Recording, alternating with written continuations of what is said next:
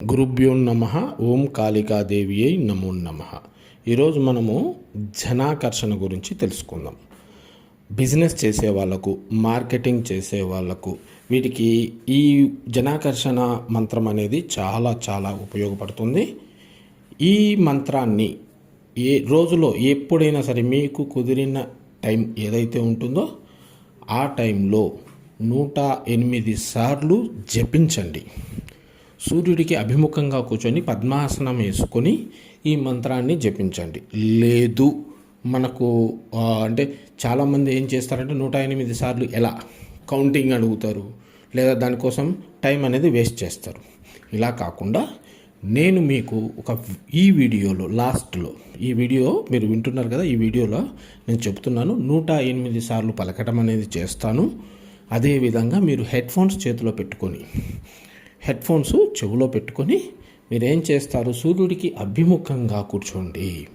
సూర్యుడికి అభిముఖంగా కూర్చొని పద్మాసనం వేసుకొని బ్లూటూత్లో ఆ మంత్రాన్ని వింటూ అదే ధ్యాసలోకి వెళ్ళి మీరు ఈ మంత్రాన్ని పలకటం వల్ల ఇలా మీరు 11 రోజులు చేసి చూడండి. మీ ముఖంలో తేజస్సు పెరిగి ఎవరైనా సరే మీరు చెప్పే మాటను చాలా ఇంట్రెస్ట్గా వింటారు. మీరు చెప్పిన దాన్ని క్లియర్గా విని మీరు చెప్పిందే పాటిస్తారు, మీరు చెప్పిందే చేస్తారు. కాబట్టి ఈ విధానాన్ని మీరు 11 రోజులు చేయండి. ఒకవేళ కింద కూర్చోవడం ఎవరికైనా ఇబ్బందిగా అనిపిస్తే, అలా కూర్చోలేని వాళ్ళు ఎవరైనా ఉంటే కుర్చీ వేసుకొని, కుర్చీలు ఉంటాయి కదా ప్లాస్టిక్ చైర్లు, అవి కూర్చొని మీరేంటంటే నిలువుగా కూర్చోవాలి. వెనకాల చైర్ ఇట్లా వంగిపోయేలా కాకుండా స్ట్రైట్గా కూర్చొని ఈ మంత్రాన్ని బ్లూటూత్ చెవులో పెట్టుకొని, ఇక్కడ గురువు మళ్ళీ శిష్యులు పలుకుతారు. గురువు పలికే విధానం కాకుండా శిష్యులు పలికే టైంలో మీరు ఆ మంత్రాన్ని పలకటం వల్ల అది ఏమవుతుందంటే 108 సార్లు పెట్టడం జరిగింది. నేను ఇది మ్యూజిక్తో సహా పెట్టాను కాబట్టి మీ మైండ్ను కూడా డైవర్ట్ చేసి 108 సార్లు క్లియర్గా ప్రశాంతంగా ధ్యానం ద్వారా మీరు చేయటం వల్ల మీరు 100% ఎదుటి వారిని ఆకర్షించడంలో ఎంతో బాగా ఉపయోగపడుతుంది. మీ ఫేస్లో తేజస్ అనేది వస్తుంది. ఇది 11 రోజులు చేయండి. ఇప్పుడు అందరూ కూడా కలిసి అందరూ బ్లూటూత్ తీసుకోండి, లేదా హెడ్ఫోన్ సెట్ తీసుకోండి. ఫోన్ కానీ ఇది ఏది పట్టించుకోవద్దు. మీరు ఇక హెడ్ఫోన్స్ చెవిలో పెట్టేసుకునేసి ఇదే మంత్రాన్ని 108 సార్లు జపించండి.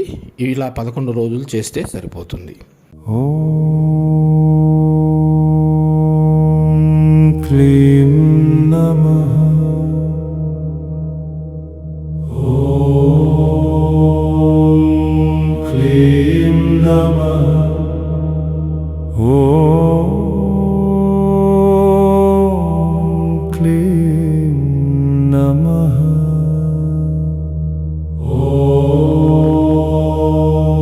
క్లీం నమః. ఓం క్లీం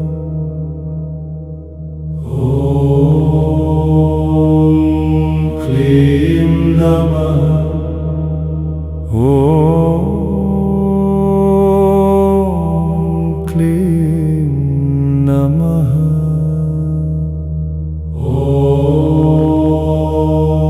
क्लीं नमः ॐ क्लीं नमः